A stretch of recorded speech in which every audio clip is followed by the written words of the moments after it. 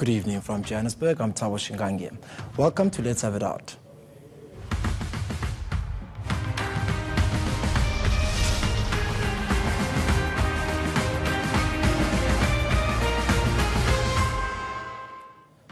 Tonight and every weeknight here on the NCA, a variety of newsmakers will get their chance to host this program. We'll give you, the viewer, a chance to get involved in the conversation. Unfiltered, uncomfortable, and accessible.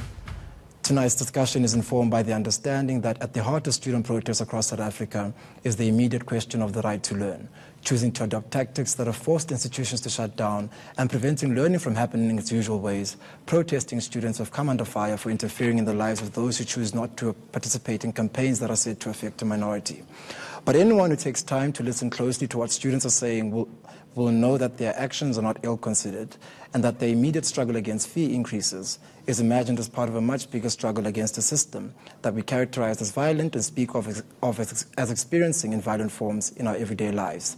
While the issue of fee increases might be resolved in the immediate term, the discussion about free higher education forces us to reopen a national debate that the student movement lost in the mid-1990s when transformation became reduced to a series of technocratic interventions and representation of different constituencies of stakeholders in institutional processes and structures increasingly began to dominate discussions about and approaches to transformation.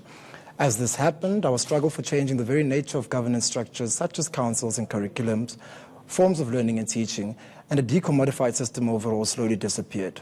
In truth, the crisis has existed since the transformation project began as a result of a series of compromises in concretizing transformative goals and objectives, handing over the possibility of opening the doors of learning and culture for all to the logic of the market. You can be part of this conversation, and here's how. Tweet us at ENCA using the hashtag LHIO.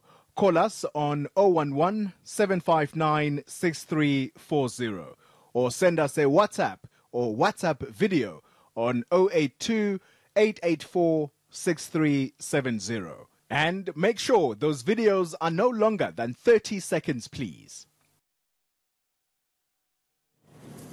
I'm joined now in studio by Kwena Moloto, University of Pretoria SRC President, and Kwena DA Councillor. Thank you for joining me this evening. How are you? I'm very good. Thank you so much for having me. I'm good, thanks. So, Kwena, just, after 2 attempts of trying to run for governance, eventually you are the SRC President. Both you and I have served in the higher echelons of governance structures at the University of Pretoria, so just take me through your experience as a President engaging in the structures of governance such as councils and Senate and how it has been for you. Look, I think, let me start with council. For viewers at home that don't understand what council is in the context of university, it's the highest decision-making body at institutions of higher learning. It's a very difficult space to be in, truth, as a student leader. Council consists of around 30 members, 2 of which are student representatives. The issue with this is that students are the key stakeholders at institutions of higher learning. At UP, for example, there's around 60,000 students, around 4,000 staff, and yet we are faced with an issue where there's 2 students inside council versus 28 to 30 other council members. And I think that in many ways has been the most difficult challenges that SRCs have faced throughout their term, something that I'm sure you faced as well, is that it's very difficult to make a difference inside that structure because you are constantly outvoted and outvoiced. So, but I think let's just go deeper into the discussion, particularly as it pertains to transformation and institutional governance. Already you've highlighted and outlined some of the challenges you'd face as a youth leader. But what has been your experience insofar as transformation or the broader transformation is concerned as it pertains to student representation and the question of identity politics in terms of institutional governance? How's that been for you? Yeah, I think within the context of council, the issue comes down to representation. As I said, there's 2 students, 30 members of either staff, the unions, or various stakeholders. The issue comes into play is that while there's a constant revitalization of the student voice, there's very little revitalization of any of the other council members. An issue that I've raised in council before is that there's currently people that are serving on council that have been serving on council before I was born. There are people that are serving on council that have been serving on council since UP was still under the apartheid regime. Sure.